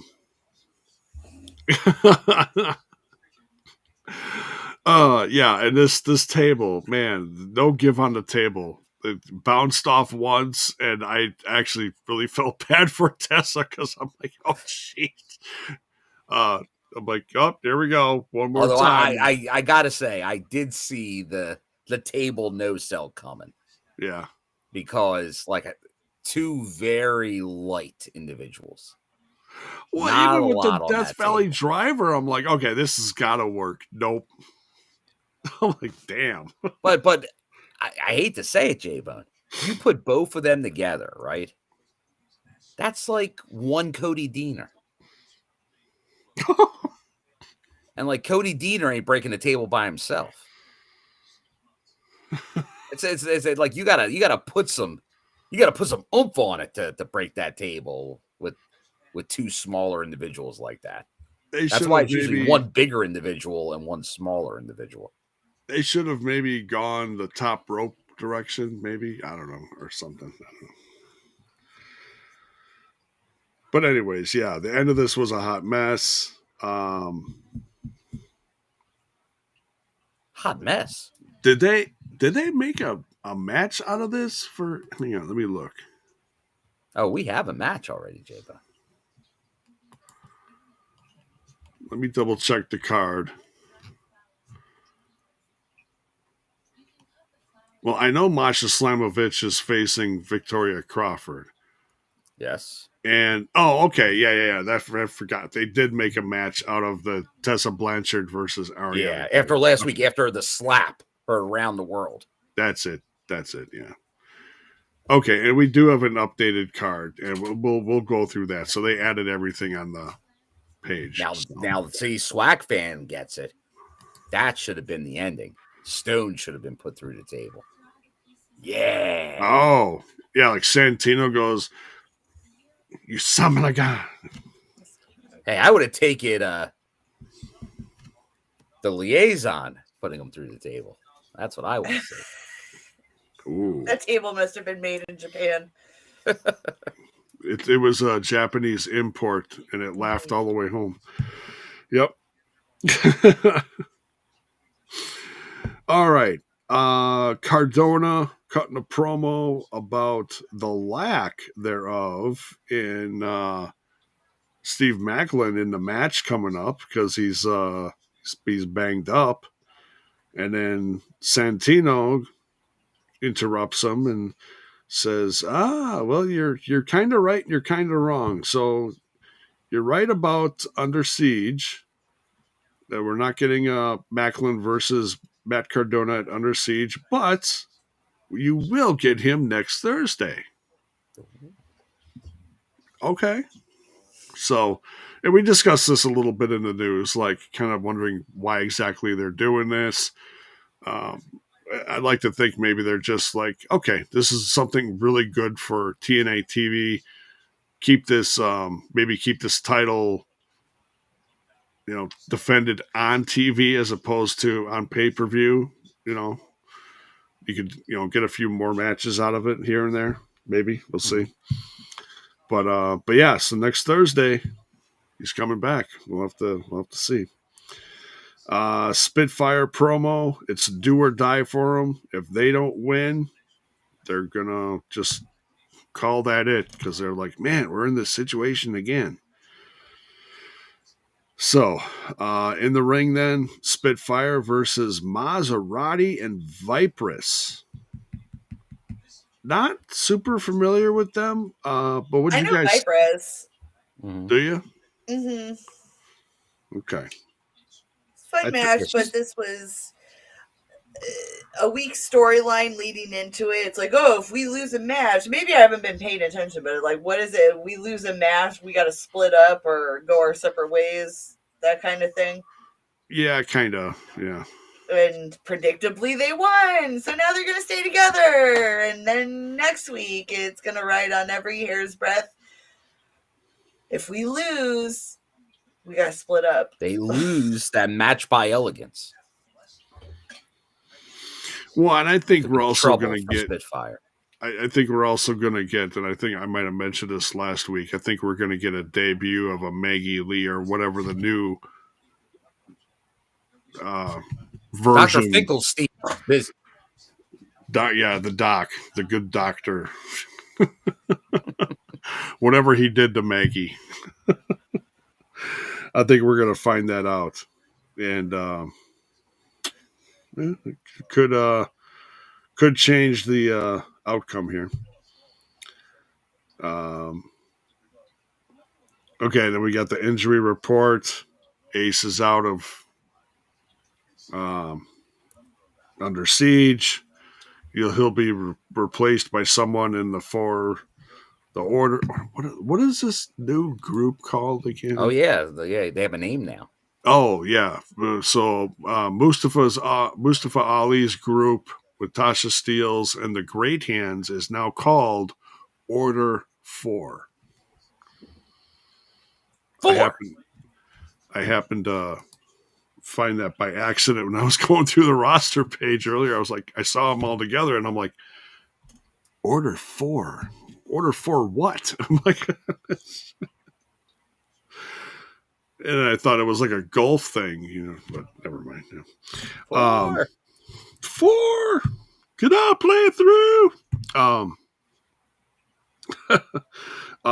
Matt Hardy promo time with Leon Slater, kind of a pep talk, like, hey, these two they're brothers, and you and I are brothers. They're kind of on a winning streak, and we're not. So, trying to just, give them some food for thought, I think, something. I don't know. Pump everybody up. Yeah. Main event time. What did you guys think of this? Hendry with Elijah versus Moose and Myers. All the big guns. Phil, what did you think? Well, I obviously we've seen like Joe Hendry, his best friend is Elijah, because as J-Bone has on his graphic there, in TNA, we walk this way. But no, they're obviously like every time I see it, it does still make me think though they're going to turn on each other at some point. Watching them, but Myers and Moose, who we've seen tag a few times together, although Moose is kind of the one. Surprisingly enough, he almost never tags with Eddie. He always tags with JDC or Myers. But they obviously were they were a previous team together before the system. Mm-hmm. So they have history. So more familiar with each other. And they still had JDC in the corner. But it was and going over there, you're wondering, like, could something happen for them not to win this match? Because even though they've tagged, a couple times together, Joe Hendry and Elijah, it's been mixed results. Usually some kind of shenanigans involved. But they get a win here. They do get a win here going into the Under Siege card. Yeah. But somebody that's also involved in that big match at Under Siege, the so-called king, gets involved here as well. He will not be silenced. Even though we all wish he would be. Are you talking about the uncrowned king of TNA? Yeah. But he did not last long. He tried to get involved, but he won't be the king until he gets his serotonin back. That's right. It's a lack of serotonin here. Someday. If he had more serotonin, he would be the king. I need to figure out where to buy some serotonin on Amazon or something. There you go. Serotonin on the cheap. There you go. Here you go, Kaz. Got you some serotonin. The TNI podcast sponsored by Serotonin. Serotonin. Put that in your beard.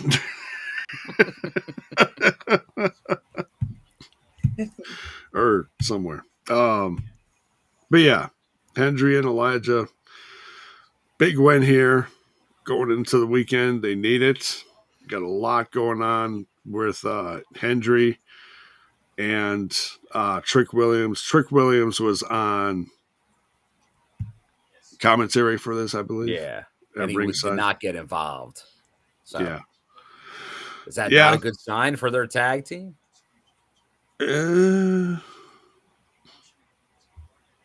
Well, as far as Kaz and Trick, I don't know. Yeah. We'll see. Can they coexist? I think they can. You got two pretty big egos, though, especially with Kaz and Trick. Trick's ego's through the roof, thinking he can rap and everything, too. Jeez Louise. Whoa. That was rough. It didn't cut the mustard? No, the mustard ran and hid underneath the bleachers. Jiminy Christmas.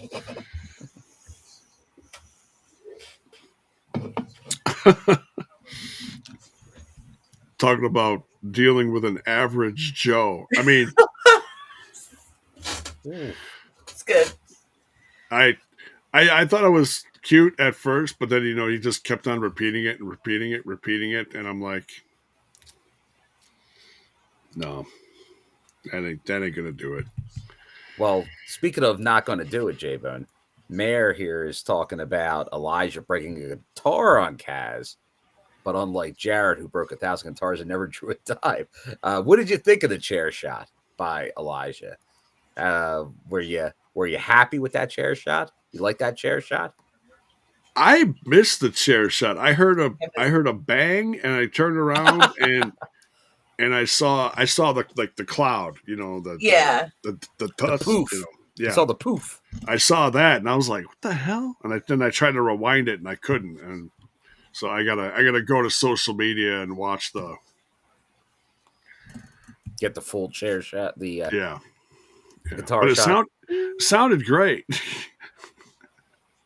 But Kaz went down in a heap. That sounded good. It's going into the weekend in 24 hours, less than 24 hours later. I don't know.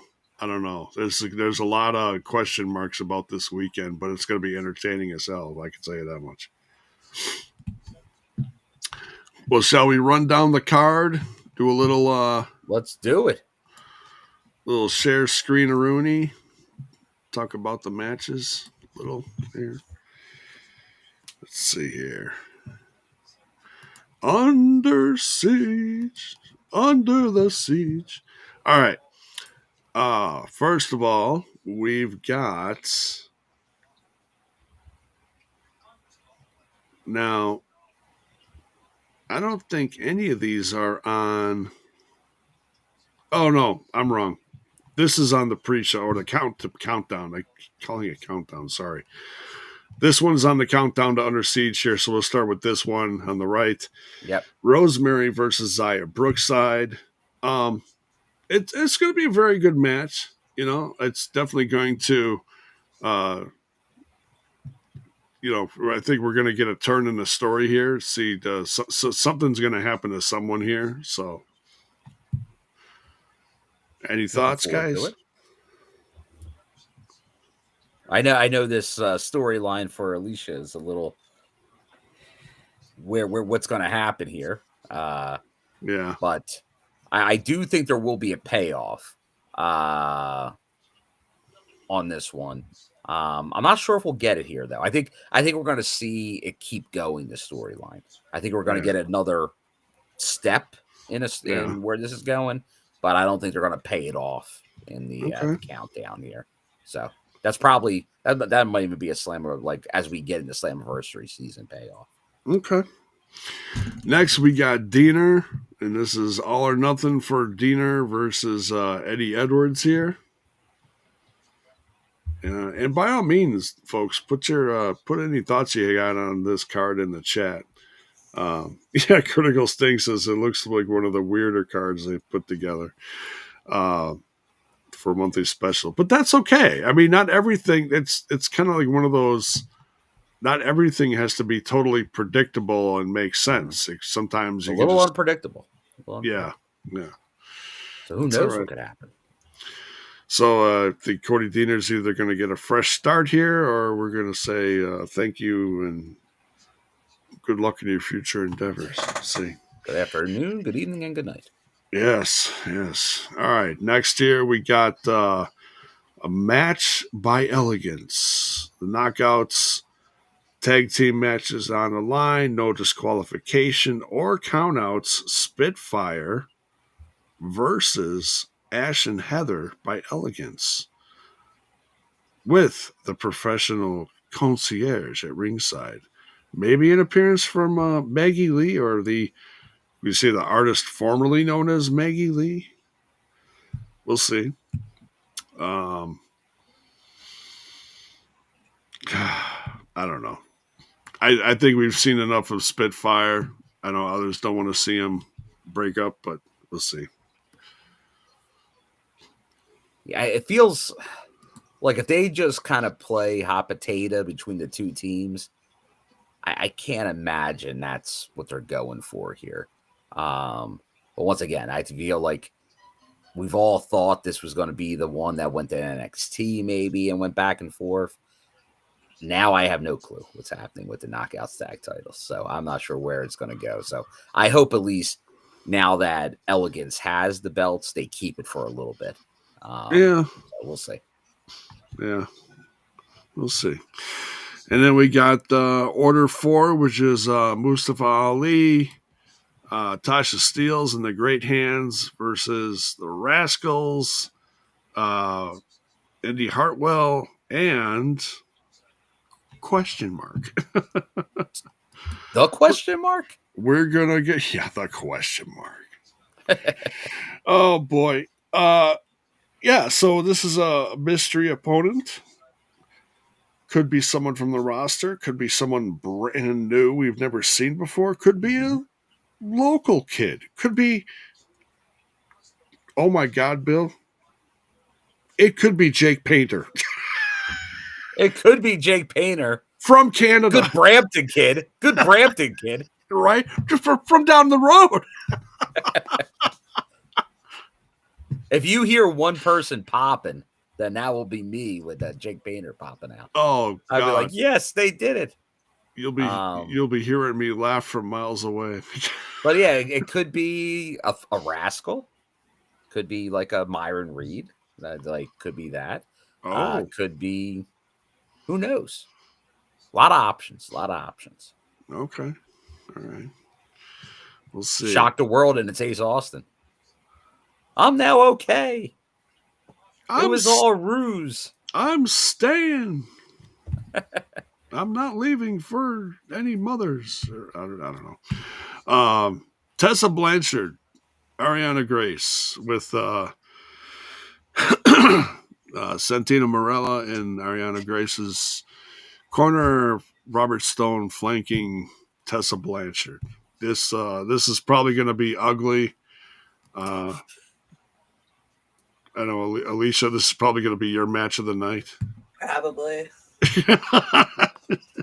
I'm so enthused. I probably won't be watching, to be fair. I'll be working, so yeah, I can't watch. we got a busy weekend, so yeah, I know you got a lot going on. Let's see here. AJ Francis with KC Navarro versus Mike Santana. This is going to be a lot of fun. Obviously, things didn't go their way for Mike Santana in this the tag match. He will not be happy. What's that? Mike Santana will not be happy. Oh, he's not going to be happy? No, he's not happy going into this match after that loss.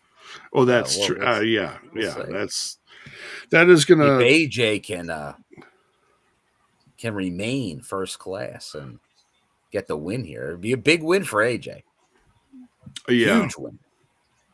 It will, because right now Santana's been doing nothing but promoting himself as a future world champion. He's on a roll.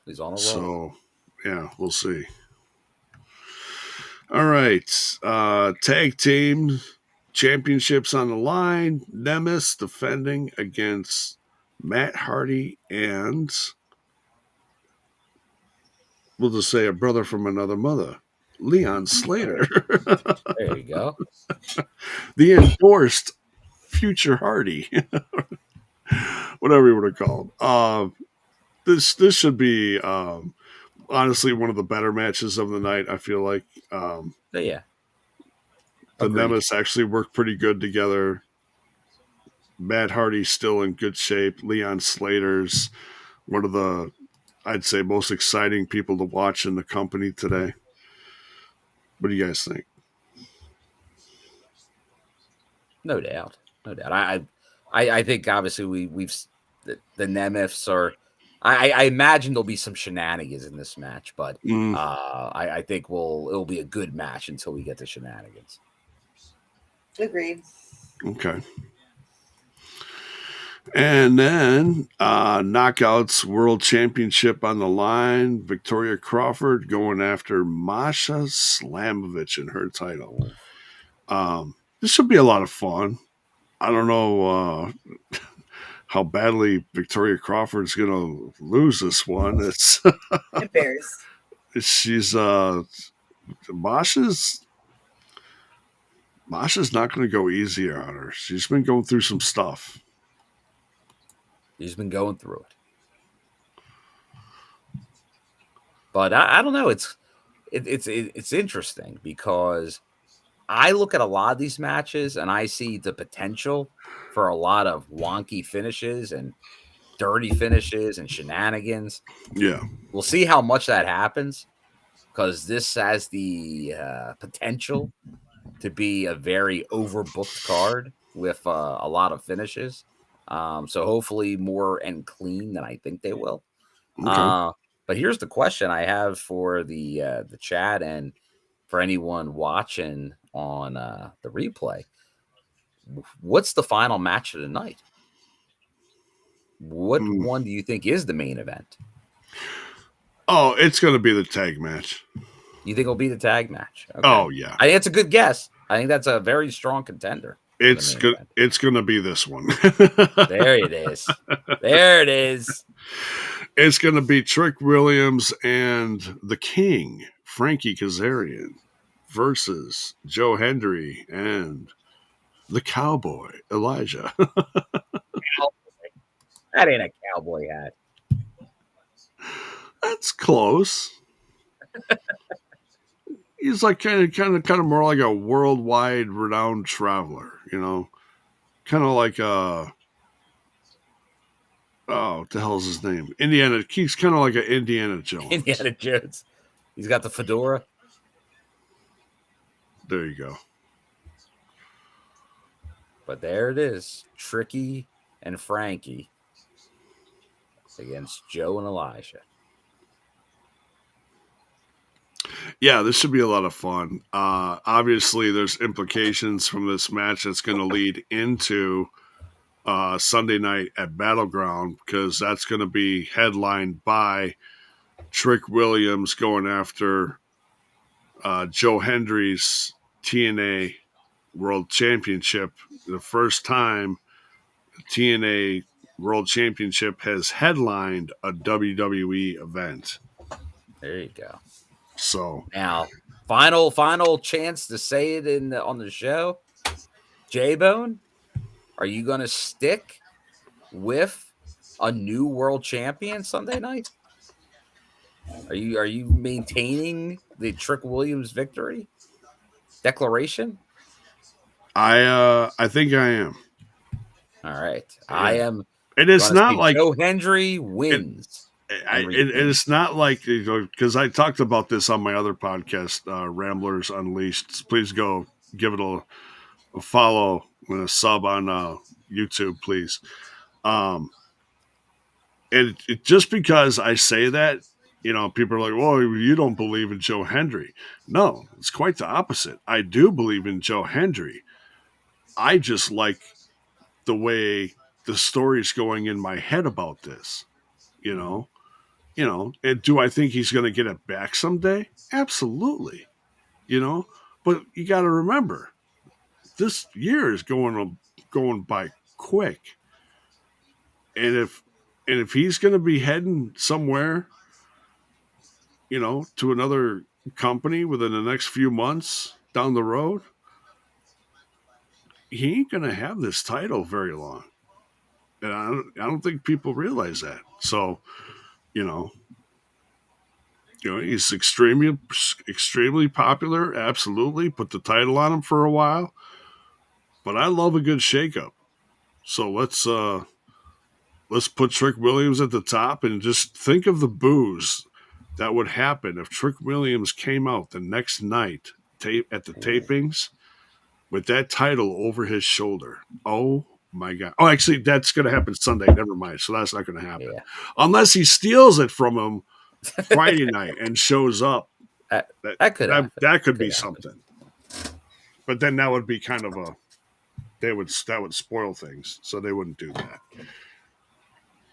And it'd be very awkward if Joe no longer had the title when you received those Joe Hendry yoga shorts and we're rocking those, J-Bone. That could be awkward. I would still see. I've got some other shorts that I bought recently that were on clearance that are like they're like basketball shorts, but they're very silky feeling, and I love the feel of them. So yeah, I have no qualms about it. I would I absolutely buy some of those, or like the Hardy shorts. Those are pretty slick too. Hardy shorts are pretty slick. But Yeah. Alisha, any thoughts on like it might have already happened? Do you think Joe Hendry may not be the world champion come Sunday night?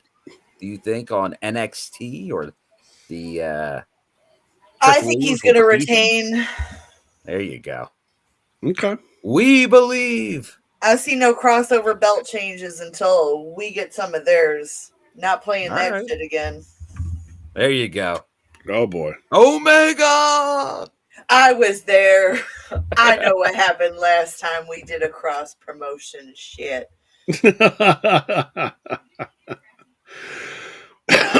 So I can't even look at Kenny Omega these days without being like, bitch, like fucking greedy bitch. Couldn't even lose it on the show, you fucker.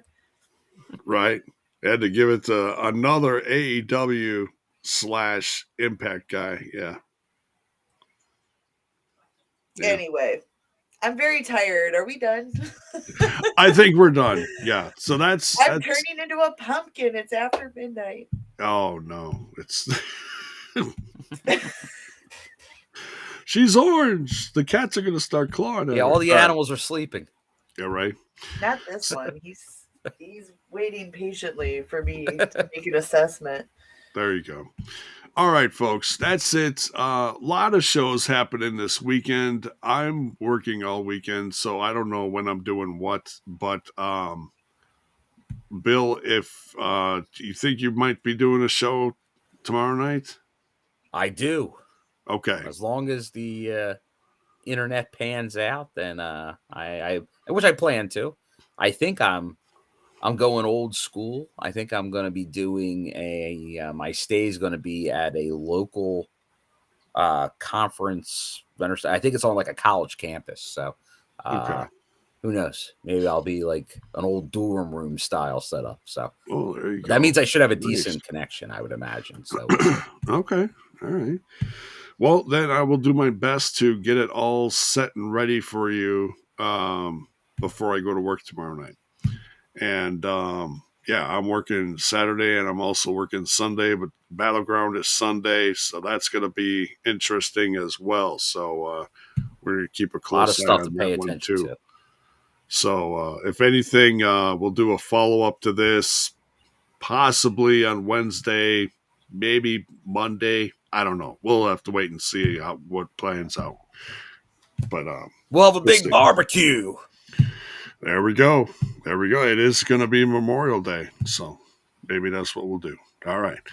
Thanks for tuning in, folks. Much love, and we'll see you guys down the road. Leave it in the chat. Let us know what you guys are thinking is going to happen. And on your way out, smash that like button, sub to the channel. We'll see you.